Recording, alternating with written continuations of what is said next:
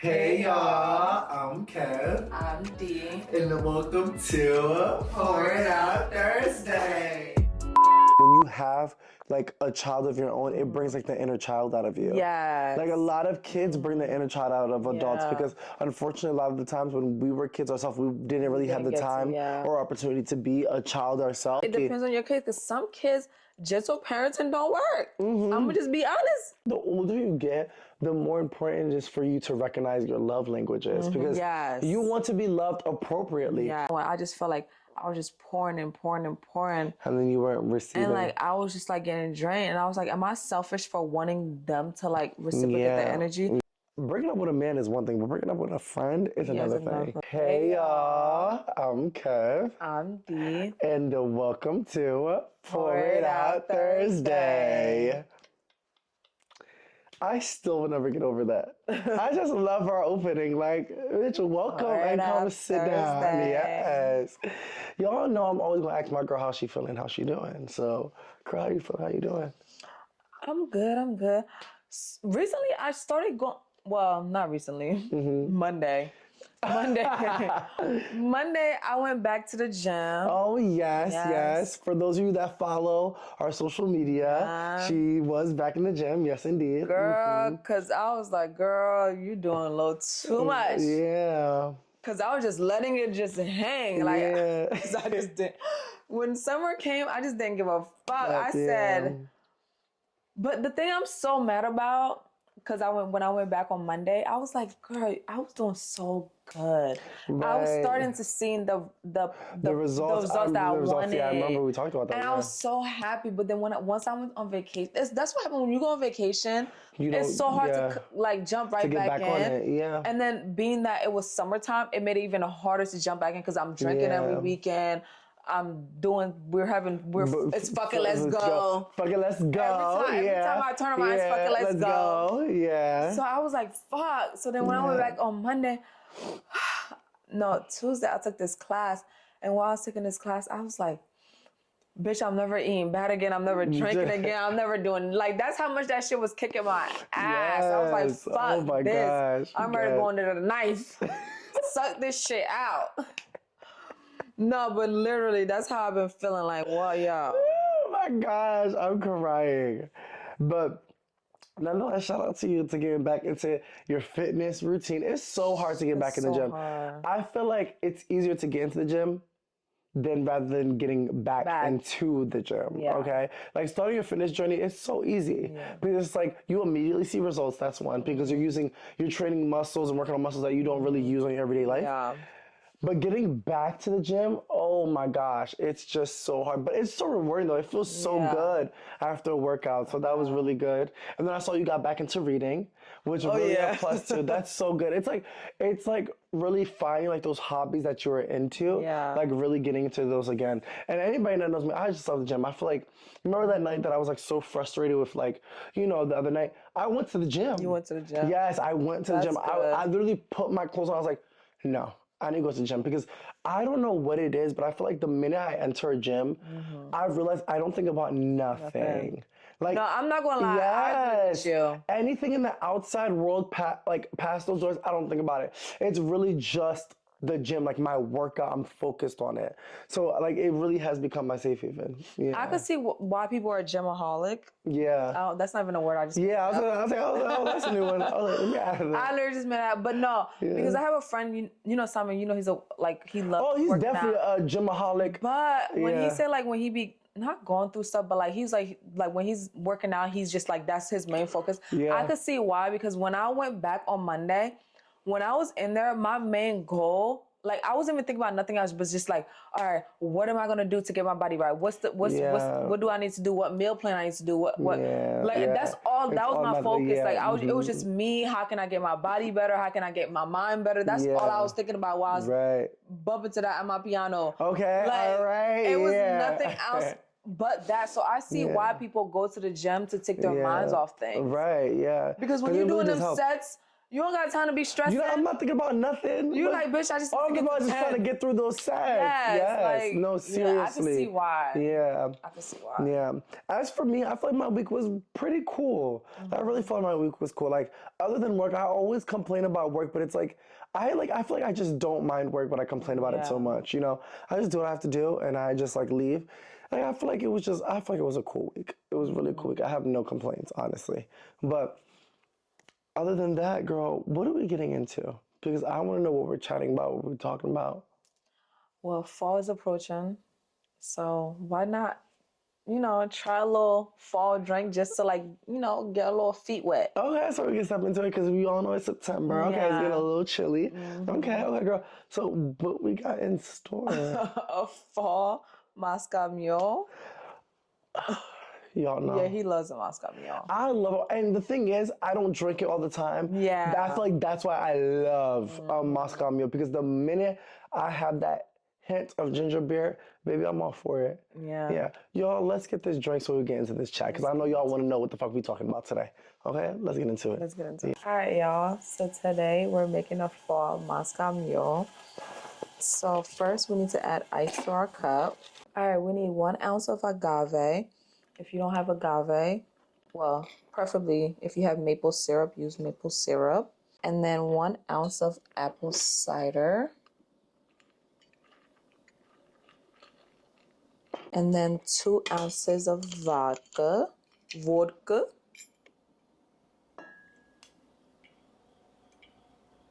ounces of vodka. You stir, and then you top it off with some ginger beer. Let me stop. Ginger beer. And then you garnish with some apple slices. And there you have it. Your fall Moscow Mule. Cheers. Don't forget, 21 and older. Drink responsibly. All right, let's see.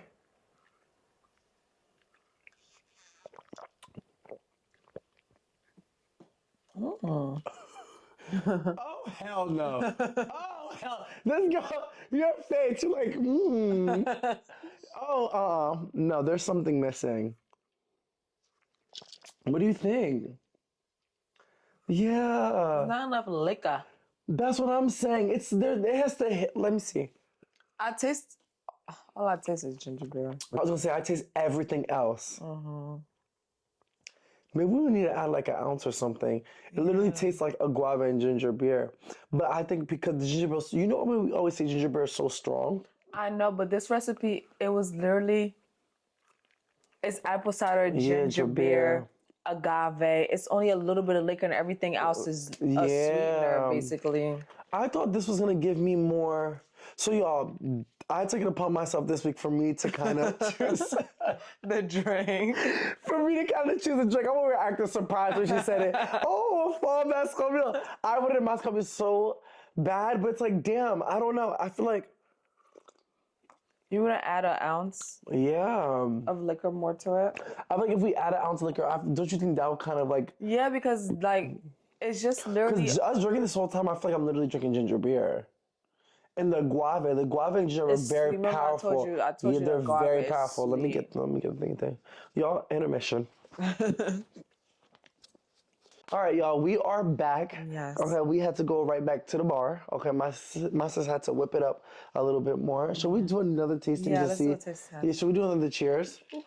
All right, girl. I'm scared. No, seriously. Let's see.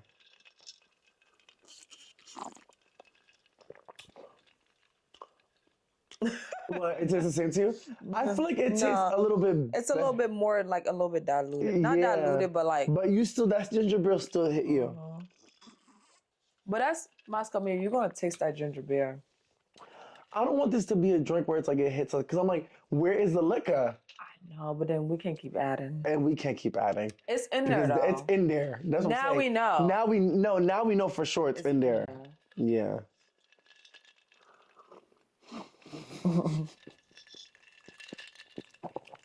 Y'all, we said let's hurry and make these drinks so we can chat. We can't just keep... Girl, let's get right into it. What are we talking about? I feel like this could be like a mental health topic. Only because like I feel like that's something like we all thought about at least once in our life. Okay. So last week, Okay. my neighbor passed away.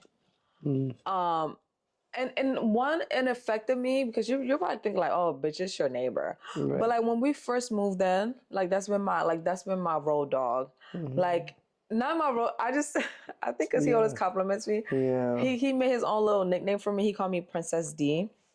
Oh, really? So he was like Princess D, like he always from day one. I think it's okay. Let me tell you a story real quick. So when we first moved in, obviously we used to live in the hood or whatever, Anthony and I. So when we first bought our house, a bitch never cut grass before. Right. So What? So we bought a lawnmower, and I always thought I was gonna be that girl, like, yeah, I can do it all, I can do it all. So I was like, yeah, I'm a mow the lawn, right? So the lawnmower needs gas and it needs oil. So I put gas in it and I put oil, but I filled it all the way to the top. Cause what the fuck? I don't fucking know what I'm doing. So then as I'm mowing the back, you see how big our backyard, that shit's forever. I'm mowing the backyard. I see smoke come from the lawnmower. Smoke. I'm like, what the fuck? I'm getting scared because I'm like, is this shit about to explode? So I'll turn it off. I'm like, what the hell? What's going on?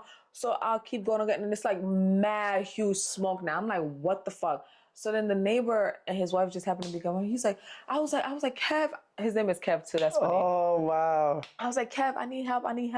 He's like, what's going on? I was like, every time I started up, it's smoking. And then he was like, what did you do? I was like, I put gas in it and I put oil in it. He's like, how much oil did you put? I was like, I filled it to the top. You're not supposed to. You're not supposed to fill it to the top. He was like, D, you're not supposed to. I'm like, what? I was like, bitch, I don't fucking know. Yeah, for real. So then he took the lawnmower, tipping it over, like trying to dump some of the oil out. And then that's how I got my name. He called me Princess D. He's like, Princess D, like that's how I got my name. Cause he's like, I could tell this bitch don't do shit. I know. He said. So then whatever. So in a couple months of living here, his wife passed away. Oh wow. His wife passed away, so they don't have no kids, nothing. His wife passed away. So then I was like, damn. They don't have no kids. They don't have nothing. It's just them together. Like they paid their house off like after like 5 years of owning it. Mind you, like they're older. So like this was like years ago. So then I'm like, what the fuck? So then when he passed away the other day, I was like, what? It bothered me because every day when I would come home, I haven't seen him like in a week or two because he's always outside. I was like, damn, I kept telling Anthony, I was like, damn, I haven't seen Kev. And then he was like, yo, his door be open, just go knock. Yeah. But you know me, like when I come home from work, I'll be annoyed, I'll be tired. So I never went to go knock on his door. So then when we're literally sitting in the living room, somebody came knocking on our door and we're like, who the fuck is knocking on our door? Because we don't have visitors. So when somebody's knocking on our door, I'm like, who the fuck is that? We opened the door, our neighbor came and told us, and they was like, yo, Kev passed away this morning. I was like, what?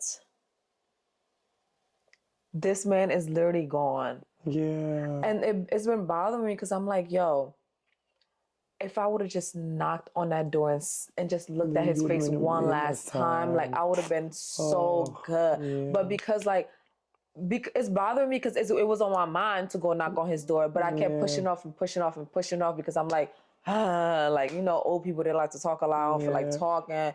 And I'm like, damn, like I didn't go knock on his door. Like I can't remember like the last image I have of him. Yeah. But anyways, long story short, he passed away. He don't have no kids. He's not like he's leaving his.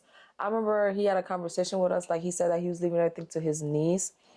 And then it dawned on me like, damn, do I want to leave like something behind to remember, like to represent me? And I was like, damn, I do, because it's like he passed away. Like he didn't want no funeral, so they didn't do nothing at all for him, like nothing.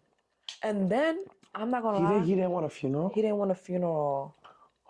Because even for his wife, they didn't have a funeral. The whole street wore like a Hawaiian shirt just to like in memory of her. Oh my God, no. So when I seen his his niece like a couple days ago, and I went up to her and I was like, "Oh my God, you're his niece, right?" And then she was like, "Yeah." And I was talking to her. I was like, "Are y'all doing anything?" She was like, "No, we're not doing anything because he didn't want anything." I was like, "That literally sounds like him."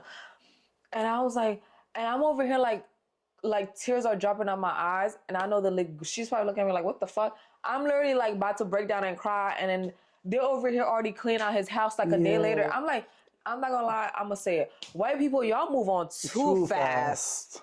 I said, what the fuck? They already cleaned out his house. Yeah. Literally the next day. I'm like, what? I'll be like in distraught. I wouldn't want nobody to touch nothing. Yeah, like damn, can y'all grieve me Like, for a give me little a bit? moment. Yeah, they already cleaned out his house and everything. Yeah. So yeah, so I was like, damn, I kind of want to leave something behind that be like, oh yeah, that's her. Yeah. That reminds me of her. That's her. Like, what about you? Have you ever thought about that? Oh, it's so like I think for us, and I think I can speak for the both of us, I feel like we like want to live a life that's like purposeful. And like a part of that purpose includes other people. You know, it includes helping people and whatnot. And I feel like that all equates to like, you know, leaving like a legacy behind. I'll be confident to say like leaving a legacy behind, you know, where people can remember you as that person that did this or that person that did that, like that person that was there that helped and did this, you know? Some people are just okay with just leaving this world, just like leaving it. Yeah. But I feel like the same kind of purpose I want to put into the world as I'm living in it is just amount of the purpose that I want to have when I leave it. You know? Like, you know, I've always thought of life is like living in your purpose. And, you know, whenever that time comes for me to, you know, leave this earth, you know, I want that purpose to continue being fulfilled, you know, through people's memories, through people's thoughts of me, you know, leaving something behind, starting something, you know, of some sort. But I do think that's important. But what I will say is I feel like that happens unintentionally. I feel like when you live a life of purpose, like I don't know why Martin Luther King just popped up in my head, but like you have a multitude of activists back in our time where they were living in purpose and they were fighting while they were here on earth. None of them thought that they were going to be leaving a legacy behind. And none of them thought that they were going to still be talked about till this day. So I feel like when you are a person that's like working in your purpose, like there's no way about it that you're not going to be leaving, you know, something behind of people to be memorable of you, where people can just like, you know, when they reflect and like, dang, like this person did this person's so good, you know? Like even for example, like my sister, her best friend passed away a couple years ago. And me and her were literally just talking about it the other day. And like, she was just talking about all the good memories that she had with him. You know, like that is the kind of effect that you want to have on people. You know, that when there was ever to be a time that you do leave the earth, that people can really sit on the table and just talk about like, wow. Like whenever I go to the liquor store and I see chocolate wine, I think of him immediately. You know what I'm saying? You introduced me to that. Exactly. Because of his house. And like that's the impact. And it's like, it doesn't make me sad, it makes me smile. Where I'm just like, man, if Stanley was here, like, you know what I'm saying? So like, I do think it is important for you to like live a life where it's like, if you were to leave, that you would be missed. You know, having like that's your imprint. Like, you know, that you're missed, that you made an imprint enough that you're gonna still be thought about, that you're not just not gone with the wind. Gone with the wind. Because I was thinking about it, because like when I was talking to them, like his niece and stuff, and like when I started to cry, I wasn't crying because I wanted to, because like I wanted, like it literally went out, because I was literally fighting like the tears, because it's like you're thinking like this is a neighbor, it's not a family member or nothing, like but like I was literally fighting back the tear, and I was just like, damn, like he don't have no kids to like he don't have no kids, no grandkids to like remember him by, like to remember like his, like, because like me, like I have stories about him, But like he don't have nobody to pass that on because like I'm pretty sure his nieces got their own parents. Like I'm not saying just because it's your uncle like you not gonna have memory, but like when it's your own, it's different. Yeah, like it's different. Yeah. I remember like I said, he called me Princess D, and I remember like he's always mowing his lawn, and I remember like in the summertime he's always outside in that sun. Always. Like he loves the sun. Like that's one thing me and him like really had in common. Like summertime comes, he cleans out that pool. He be in that backyard, sitting down in that chair, sunbathing all day, dipping that pool, sunbathing all day, smoking his cigarettes. Like that was him. Like then I'm like, damn. Thanksgiving, is this what's gonna be brought? Are these the memory that's gonna be brought up about him? Yeah. Like no, because like even when I lived here, his nieces and stuff, because she's grown with kids, her kids are her own family unit. Yeah. She came here, but she didn't come here often. Okay. So like it was always just him. Okay. So I'm like, damn.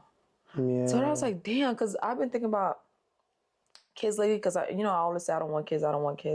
No, I don't want kids. I always said like I wasn't ready. But every time stuff like that happened, I was like, no, like I do want something to be like, oh yeah, that's my bloodline. Yeah. That's my bloodline running right there. I don't want no damn kids. I know you don't. Yeah, I was about to say. I was like, yeah. But then again, like, bitch, what if my fucking kid is bad as fuck? Yeah. And then no, but still, yeah. They don't carry shit. Yeah, but I know. You know what?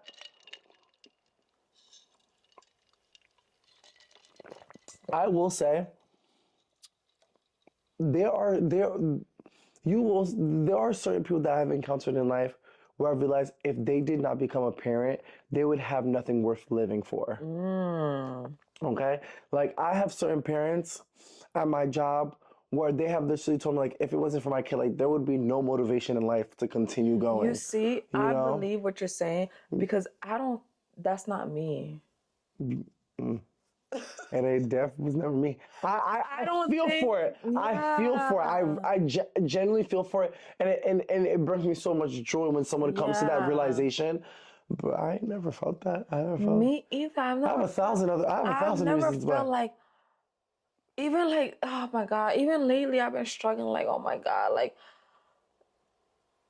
Is this what I really want? Because I don't, but I'm like, is it because is it like a fear of mine? Like, I think it's more so, it could possibly be more so. That's what I'm like, fear, and I'm trying to figure it out because I was like, I don't want to go down that path if that's not what I really want. Yeah. Because I've been telling myself for years that's not what I want. I don't want all of a sudden be like, that's what I want, then I bring a child in the world, and like I'm fucking like regretting it and stuff. Yeah. So I'm like, is it a fear? Is it childhood trauma? Like, what the fuck I think is lot it? Of that. Yeah, I think a lot of that intertwines. Because the reason I'm saying, because like I'm not 100% certain. Like I know, I say I don't want it, but then sometimes I look like when I look at my little niece. Yeah. Right. I fucking love her to death. Yeah. I'd be like, oh my fucking God. I love her, but then I'm like, oh my God, I love that I could return her.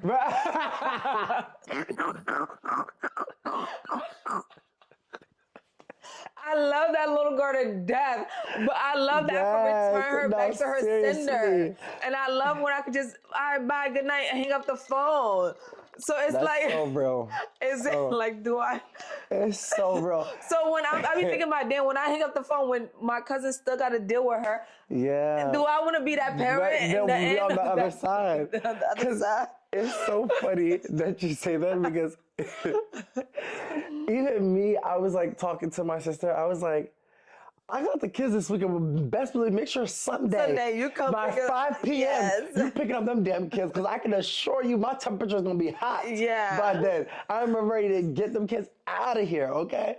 I think that's one thing I've loved of being an uncle is like.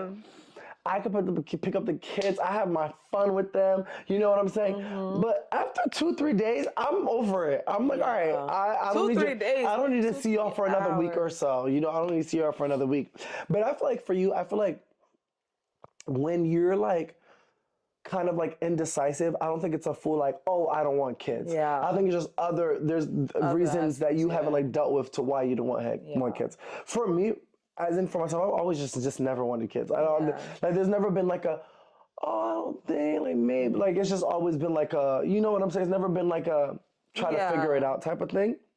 But to me, like I see you All right, I'm lying. I don't know. I know you fucking lying. Yeah. Because ain't nothing about me saying motherly. Like nothing. The hell? The one thing I say, no matter whose kids it is, I'm always nice and I like to discipline. That's what I'm saying. Like I don't be playing it. I be like, all right, you cute and all, but make sure you respect your elders. And yes, that. right. So I'm very like. But you know what I will say is, I feel like you'll be the type of person, and this is no shade. I feel like you'll be the type of person like when you have a kid, it's really gonna open you up more because it's so funny. It's so funny. Like I feel like open up, like make you more softer. Yeah. Because I will say, one of my teachers, before I started working there, everybody used to tell me that she was just so like hardcore. She was me. She had no sense of humor, like her demeanor, like you know. But ever since she had her kid, she's laughing more, she's smiling more, she's a little bit more at ease to talk to. Like the person I know now, I would have never imagined her to be somebody that's so cold as everybody viewed her before. But everybody says ever since she's had that kid, she's warmed up so much. So I feel like for you, you're gonna like once you have a kid, you're gonna warm up so much more. I see that. Agree 1,000%. Yeah, The reason why I agree 1,000% because like I'm very like strict. Like I'm a very strict person. I'm a very serious person. I do joke and stuff, but I'm very serious. Like if you know me, I'm just am. Like I don't know how to break out of it. And it is because it is like a sort of like a coping mechanism because like of my childhood traumas, like I just have like this always have this wall build up. And even though when I tell myself like don't have it, it's so hard to not do it when that's your defense mechanism. Like you always think like somebody's out to hurt you, so like let me always put this wall up. Right. But boy, with my fucking niece, I'd be on the phone fucking doing the stupidest shit ever. I'd be like, why the fuck am I acting this dumb on the phone with this girl? I don't even know what the fuck I'm doing. I have no clue. She don't have no fucking clue what I'm doing. I'm over here acting silly and dumb, and I don't be thinking about it. I really don't be thinking about it until I'll be like, why the fuck was I doing all that on the phone? Like that. Yeah. And I'd be like, oh damn, like she's like bringing this like so like it's been like because she's so innocent that I'm like, oh my god, like I don't need to have that wall up with her. Like I could just like be expressive and be like have that silly side of me that nobody gets to see because like she's innocent. She don't give a damn. She's just trying to laugh. Yeah. I agree with you. I think that's a good thing too. It's like I think like that's why a lot of people say like when you have like a child of your own, it brings like the inner child out of you. Yeah. Like a lot of kids bring the inner child out of adults because unfortunately a lot of the times when we were kids ourselves, we didn't really have the time or opportunity to be a child ourselves. So it's like you have these kids, they really put you in that space where it's like you can be silly. Like, you know, you can be silly. You can do all the goo goo gagas, you know what I'm saying? And really be in a space where it's just like, oh wow, like that was free, like that felt great. And then you question yourself, you're like, wait, was that really just me making silly faces on FaceTime? You know? So I think that's like how can I say it? Like that's really good as this for lack of words, but I feel like that's really something that's good that you had been able to like reflect on. You have been able to think and be like, oh, okay, like this actually like makes me feel some type of way, like being aware. Like being aware how you are like in that space, you know, because that'll definitely that should be something that like a component that you consider when it comes to trying to figure out like, okay, like, do I really want to? Because it's not an easy decision. Because once you have kids forever. You know what I'm saying? I was like, just saying that. Once you have a kid, it's like forever. I can't return it. No.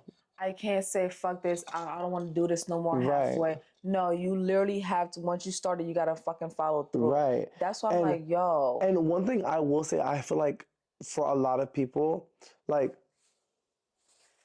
I feel like a lot of parents are not meant to be parents. And I'll be very honest. Like, a lot of parents are not meant to be parents. And it's so unfortunate because they just carry on that generational trauma onto their children, and then their children start to react certain ways. I've like dealt with kids that a lot of it is because of what comes from their household or the dynamics, the familial dynamics they're involved in. You know, so all of that really plays into play when it comes to children. Even for myself, like I know because of my childhood that plays a huge part to why I don't want kids. I feel like for me, I feel like I've spent just such a long time just assured in that decision that it's just nothing for me. You know what I'm saying? But I know that plays a huge part because my childhood, you're living like, it's like you're loved, but like the hard way. You know, it's always going to be like that tough kind of love. It's Like, always that, it's yeah. always that tough love.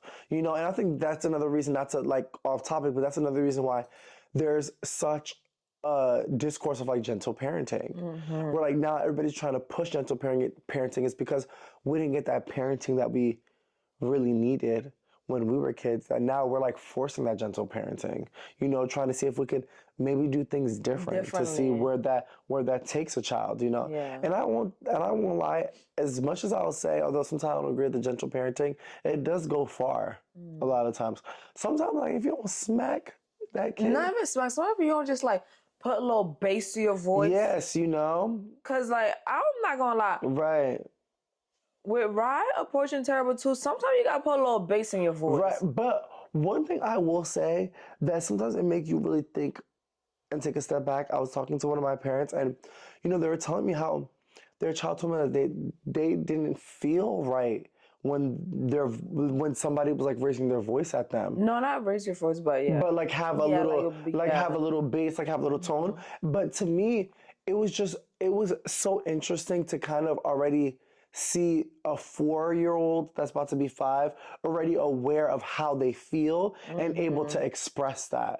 You know, like to me, even me being an adult, there's certain emotions that I have. I can't even properly explain it, but I just know it, but I can't explain it. But to see a 4-year-old to be able to be like, Mommy, like, I don't like when you talk in that tone, or Mommy, I don't like when you're like screaming at me. That's huge to me, because it's like, you're already like acknowledging your emotion. You're already in a space where you can like properly express it. You know, you may not be able to have the vocabulary to be able to say so, but you're able to like say it enough where it's like, it can be understood. And she told me, she was like, dang, I think I need to go back to like gentle parenting, because she tried gentle parenting and it wasn't working. So she went back to like, you know, putting bass on her voice, you know, raising her voice a little bit. And then she went back to gentle parenting because she was like, okay, I see that it's like affecting my child. So it's like, with kids, you have to always come up with like different strategies from time. You know what I'm saying? I feel like you it's like, always have to come with it's like go with the flow type of thing. I feel like, it's like, I feel like when I'm saying bass in your voice, I feel like saves, like they keep playing with the outlet, for example. You're like, no. Like if you're talking in mixed racial, no, don't. I feel like sometimes they don't understand the fear, like not the fear, but like you trying to explain like, no, this is bad. Right. But if you're like, no, this is like, I feel like once you have a different tone, they understand like, oh, mommy's not playing. Right. Like this is like, oh no, she's serious tone. And this is, oh no, like I feel like, but don't make it like how when you were growing up where it's like so loud and like fearful, like to the point that you're scared to do anything. But just, I feel like you should change your level of tone so they can know like, no, mommy, when a mommy say like this, she's serious. Like, no, I'm saying no, don't do that. Right. Versus like, no. Right. Like, I don't know. You know. Yeah. And like the strategy that you're saying, right? It's redirection. Yeah. It's redirection.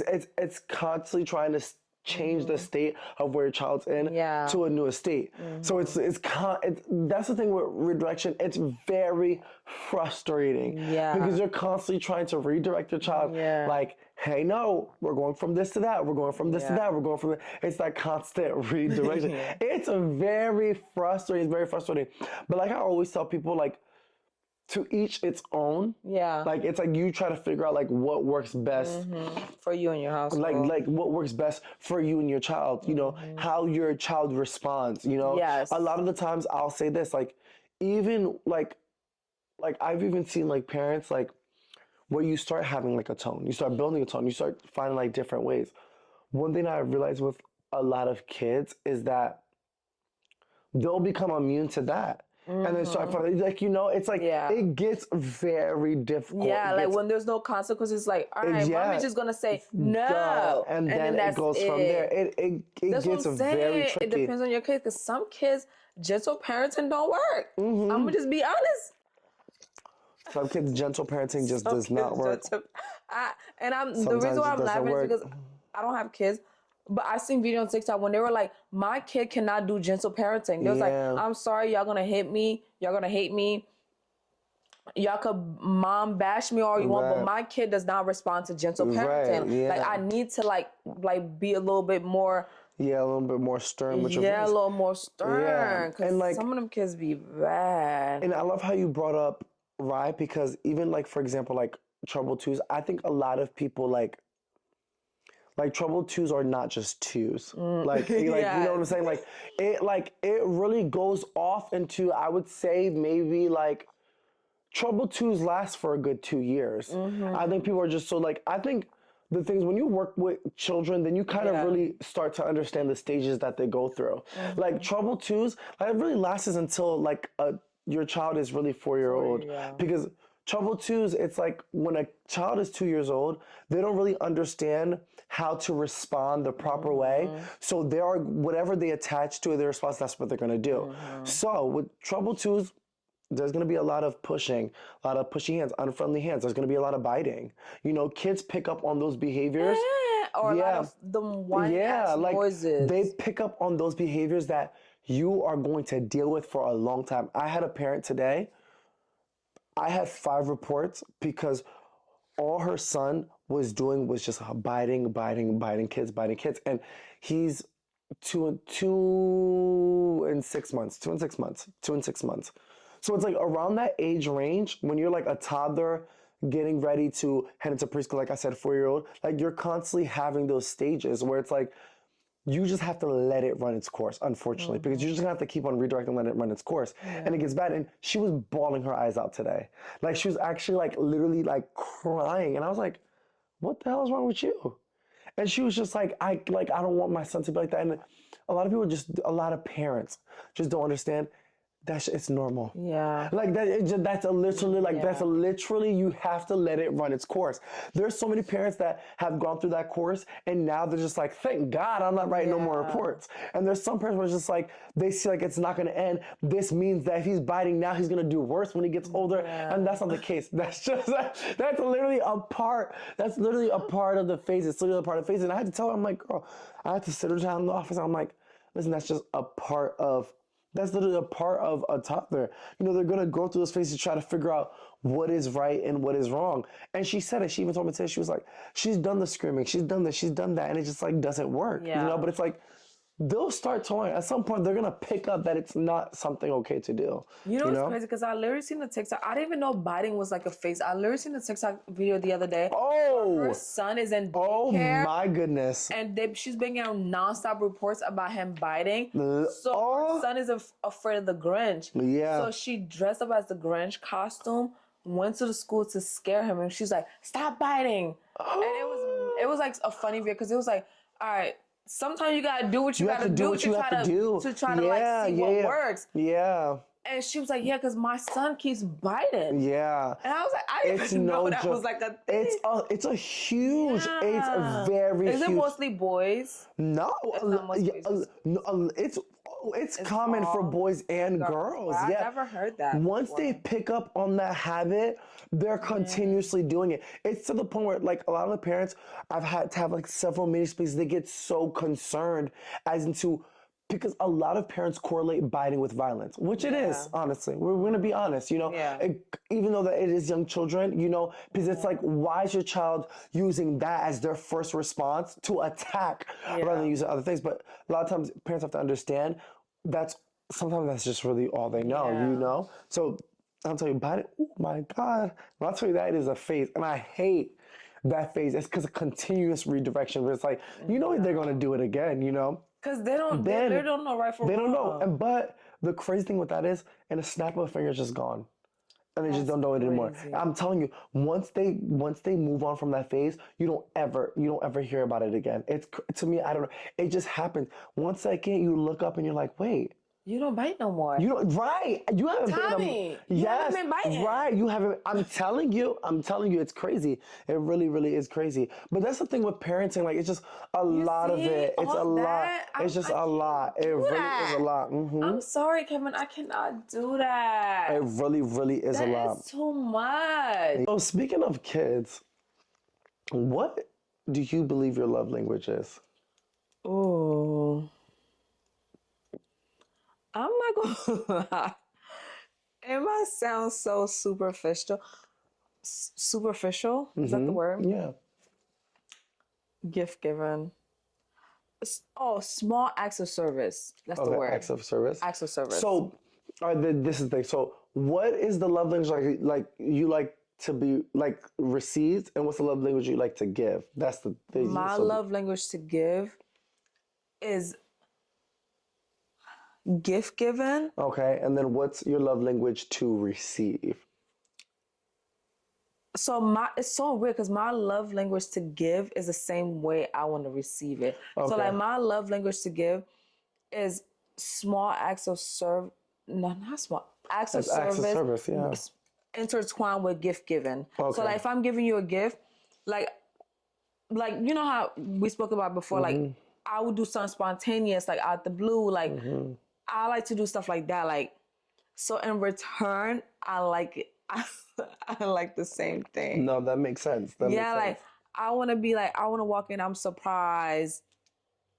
And it's out the blue, like it's like a random Tuesday, Wednesday. Yeah. And then you did like a small act of service, like you got me a gift or something, gift giving. Like I just love stuff like that.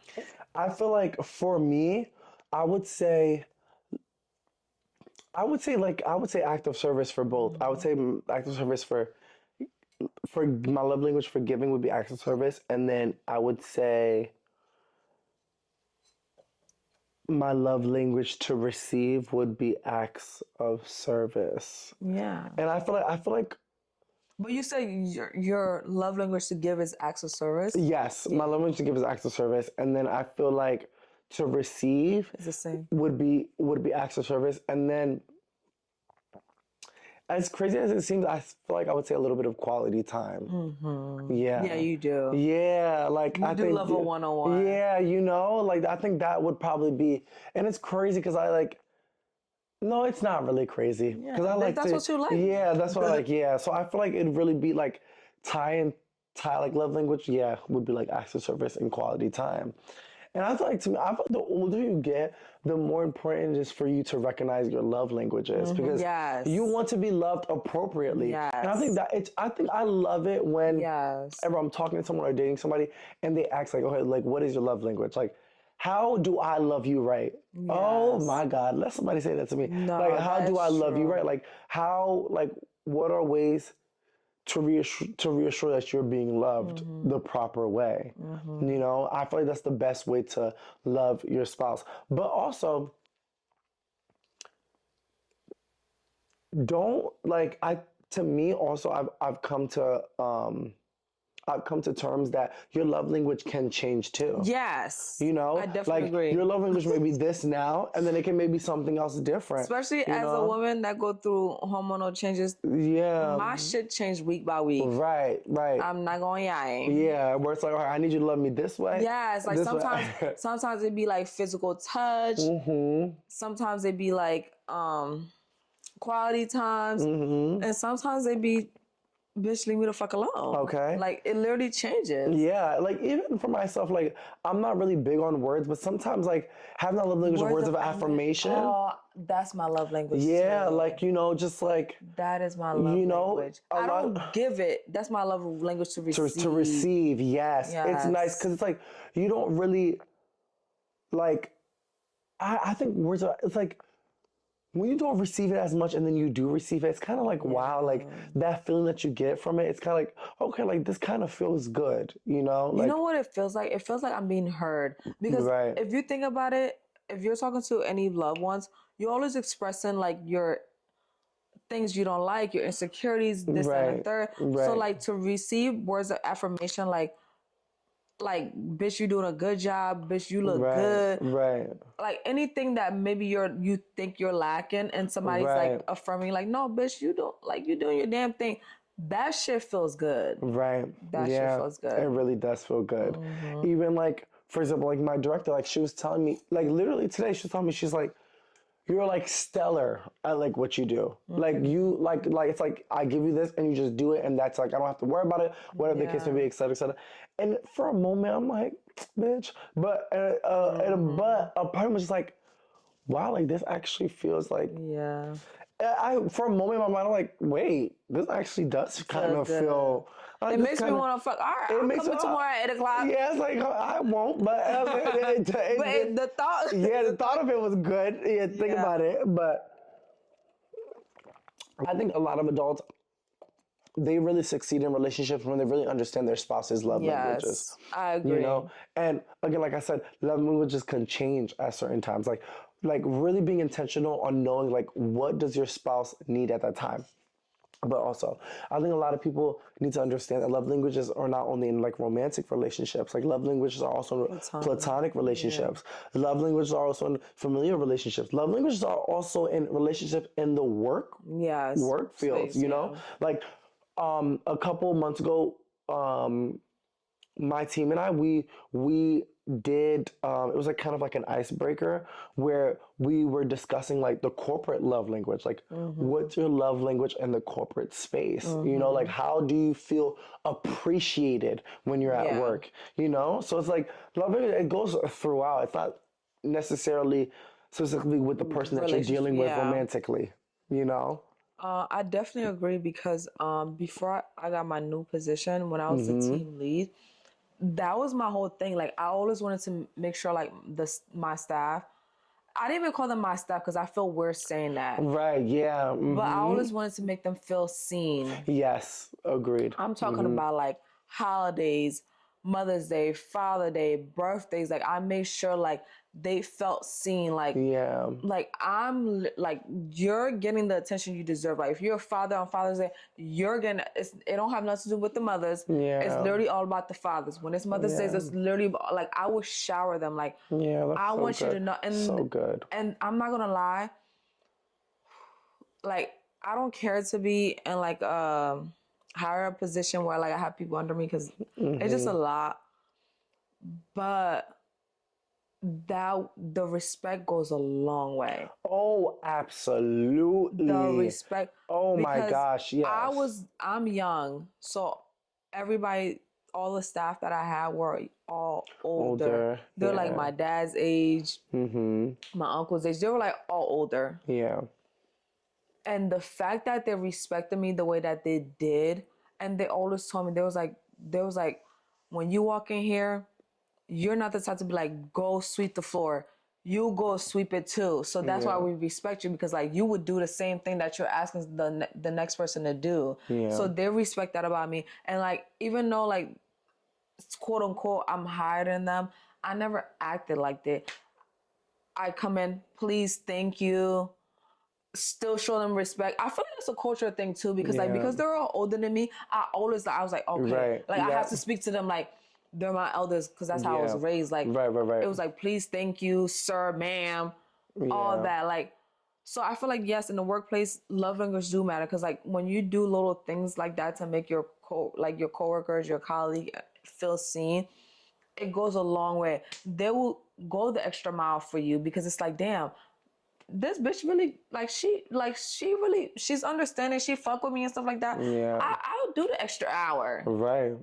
Even though, because you know, every job, it don't matter what it is, as long as you clock into a 9 to 5, right, you're always gonna have to do more than what your job requires. Oh my gosh, yes. Like I don't give a fuck, CEO, FOs, whatever you want to call it, you're always doing more than what your job requires. But when you have people under you that like understand, like, damn, like he just asked me to work an extra hour, but I'm not really getting paid, but he always like come through for me when I need my time off suddenly, when my kid is sick, like he or she like you know is understanding, they're never complaining, they make sure that like they just like, okay, I'm gonna stay the extra hour without the pay. Yeah. Because I'll fuck with her and Exactly. him. That's like a great like environment for work. Yeah.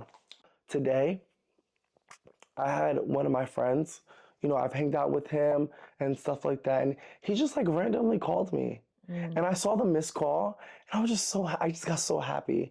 Like, and I was just like so happy because just like, and I picked him up, and I thought it was just like a call, like, because, you know, he may need something, but he was just like, I was just a call to just chat. Yeah. And I was like, oh my God. Like, I was like, like, this is what I've been like looking for. And I finally feel like anybody like that knows, like, I've been like, you know, dying for like not, oh my God, I don't want to say it like that, but like, I've been like yearning for like friendship and like relationship and stuff like that. So it's like, I feel like for like the last like month or two, like I'm kind of, I think that's what my love languages has been changing because I'm starting to realize, or these are certain things that I want. That's why I brought up quality time. Because like, even when I called him, I was like, talking to him, I was like, oh my God, like I really like appreciate that. And then I was just like, yo, like I really like, we need to like hang out more and like see each other more. Like, you know, we don't have to wait till like an event is going on or something's going on to see each other and stuff. And I think it's important like being aware of that, you know, being aware of it. And it's like, aware of it and act on it. Yes. Don't be aware of like what your want. Don't be aware of your wants and needs,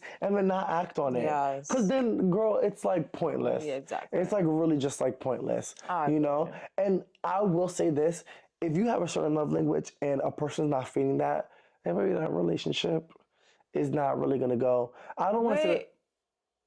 I'll say, are you vocal though? That's what, yeah. Like that's what I'm saying. Like vocal. To be honest, either way, if you're vocal about it and there's still no act on it, no, that's then different. You know what I'm saying. But at the same time, I think that's where it comes to play. Because like, okay, you're not really doing anything to sustain. You know what I'm saying? Or to feed that relationship. I remember you used to tell me what was that saying when you used to be like,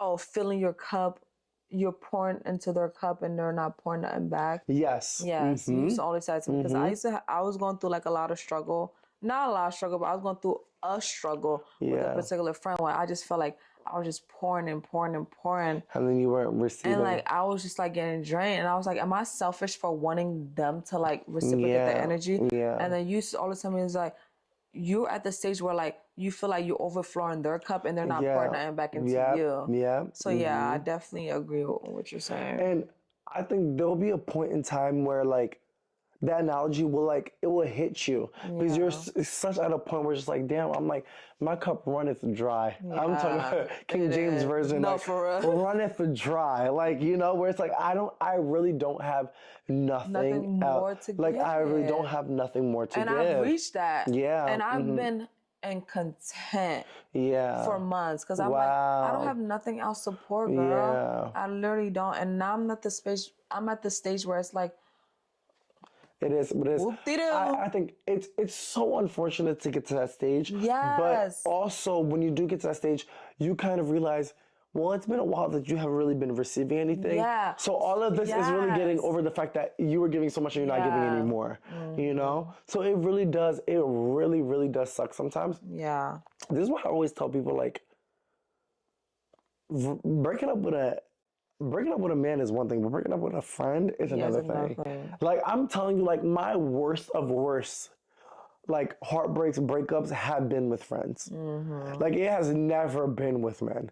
Like, honestly, like, even, like, men I've been in relationships with, I will tell you, like, my friends, when I have a breakup with my friend, I'm talking about it for months and like, you really, like, you know, I was like, I've had one relationship that's probably topped it, but, you know what I'm saying? I have one relationship that probably topped it, but when it comes to, like, friend relationships, oh, baby, that shit is just not easy. It's really, really not easy, because I really feel like in today's time, like, it's like platonic relationships that, like, sustain you. You know, like, it's always gonna be a girl that you're gonna call. Yeah, that's your ride or die. Like, you know what I'm saying? Like, it's always gonna be a girl that you wanna call and stuff like that. But like, even for example, one of my friends, we've been friends recently, and just even understanding their love language, were even brought to my mind where it's like, okay, how do I love them in their love language? Like their love language is like acts of service, and I've been thinking about it for like weeks now. I'm just like, okay, what can I do that's like a form of act of service to kind of like show, like, I want to make sure that you're being appreciated in the relationship. You know what I'm saying? It goes a far way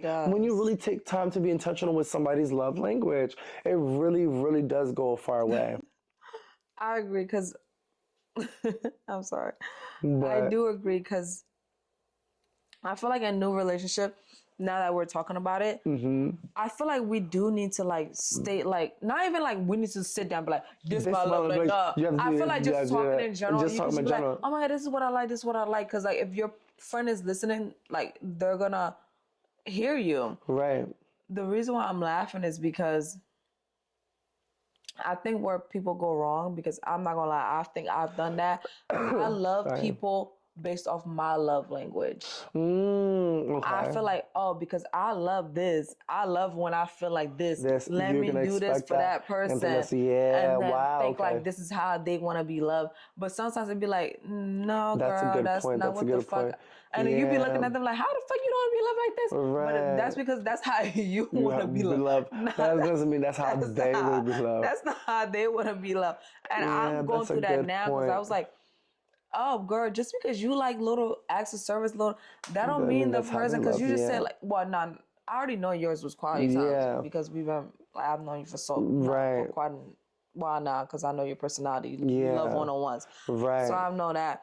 But it dawned on me like, damn, just because like we're human, so sometimes we like to do what we know. Yes, but until sometimes like, put yourself in their shoes. It might not be reciprocated the same. Right, exactly. I don't think that's another thing with love language. Just like you have to take a second to kind of like figure out, okay, what is that person's love language?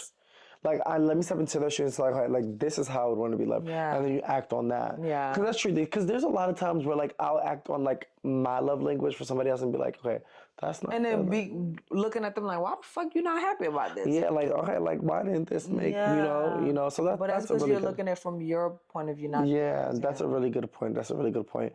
Even for myself, I feel like even like my family, like my nuclear family, like household, if they like understood what their love languages were, I feel like the household would have been run a lot better. Bruh. You know, like people didn't really know how they wanted to be loved. Yeah. You know, so when they didn't receive that love, it's just frustration.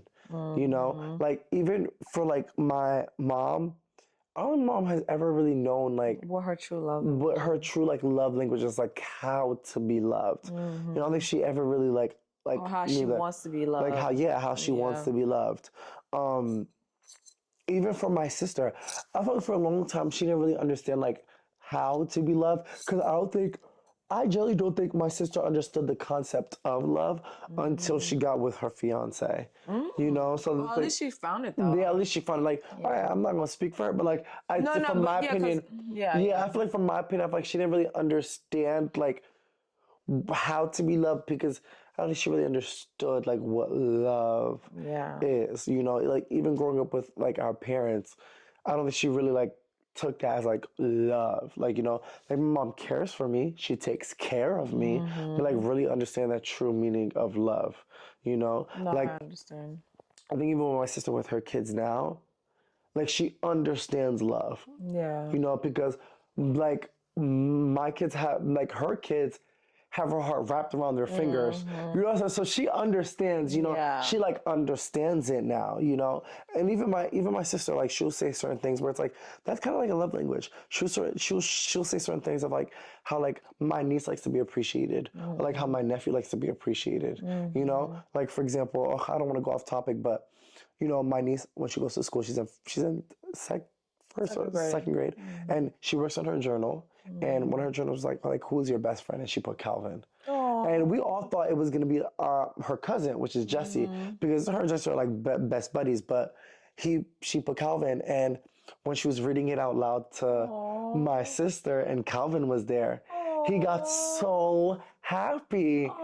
he was like, you love me? Like, he literally, and like, my sister was just like, my sister called me like tearing up, and I'm like, what the fuck are you calling me tearing up? No, because I'm about to cry. Yeah, and it's so cute. Because it's like her little brother, so you wouldn't expect this. Your brother's like annoying and everything. Yes, and it's like, no, it's really like your brother, because brother. I'm not gonna lie, like my sister, she even said like she was shocked because we all thought it would have been Jesse. Yeah. But like she said Calvin, and then Calvin was sitting there, Calvin was like, you love me? And like my sister just started, like my sister started like tearing up, bawling, and she called me, and here I go. I'm like, bitch, what the fuck is this like calling me for? But like like now I think about it, and I think about it, I'm like, damn, like that felt like really like good, you know what I'm saying? Like to me, my sister was like Calvin loves that. Like Calvin loves to hear, like he loves to hear like him being appreciated and him being loved, because she said his face like brightened up when he heard that it was like his name, you know? I'm not gonna lie, I could tell he loves words of affirmation. Yeah. Because every time I see him, I'll be like, because like every time I see him, he always want to act shy. Yes, I'm like, why do you want to act shy? But Like, I play along with the role. Yeah, And that's the time when I see him, I'll be like, Calvin, you look so handsome. You look so cute. Yeah. And then he'll like start smirking, like, he wanna hear. He likes he to loves hear words it. of affirmation. Yeah. So it's like you're really starting to understand like how your kid like prefers to be loved, like how they want to be loved, you know? And my sister, she's like, I'm gonna take that as like a note, like, you know, like he wants to hear this, like he wants to constantly hear that, like, you know, I love you, Calvin, like, you know, I care for you, you know? So like it's not, you know, like goes a long way. It really, really does go a long way. Even me, when I was hearing it, like I thought about it, I was like wow, like that's beautiful. And that's what I'm constantly telling my sister. I'm like, I just love the parenting that you're giving these kids, because like, she's a great mother. like love is like really surrounding like the family, you know, like they're not gonna have to really question what a love language is to them, because like, oh, okay, like, you know, my mom and dad. Right, exactly, you know, so yeah. Oh, that's so nice. Yeah. I love that. I do. Meanwhile, I'm on the phone, I'm like, girl, what the fuck is you talking about? I'm like, girl, huh? I'm like, she wrote what? I'm like, what journal? I'm like, that's because they're together 24/7. They're together 24/7, but also at the same time, again, like when it's like a brother, you don't think that it's like, you know, you don't, right. Mind you, they be fighting 24/7 too. Literally fighting 24/7. Calvin was shocked his damn self, and he's like 4. Like he was shocked himself that she even said his name. So. This is a great little combo. Yeah, We only talk about mental health, or like what like, things that has to do with like how we feeling. I love this little love language topic. Yeah, I really did enjoy this conversation, because I feel like it really brought emotions, feelings, being expressive. It brought it to the forefront, and I feel like we live in a time now where it's hard to do so. Yes. It's hard to be loved. It's hard to love. It's hard to express. It's hard to be expressed. So. Yeah, I think it was nice to have this conversation. Yeah. To talk about love language, to talk about our legacy, do we want to leave something behind? Yeah. So let us know what you think. Right. DM us. What is your love language? We might have to post that on our story. See what y'all love language is. Yes. Because I would love to know. Like, what is it? Is it gifting like mine? Yeah, right. Quality time. Quality time. Like, is it that you want to cuddle with your nigga, or you want your nigga to buy you a new bag? Like, which one is it? Like, let us know what your love language is. So please don't forget to comment, like, and subscribe. And don't forget, we post every Thursday. Yes. And thank you for watching another episode of Pour It Out Thursday. Yo, I gotta go because I gotta use the bathroom. I gotta pee.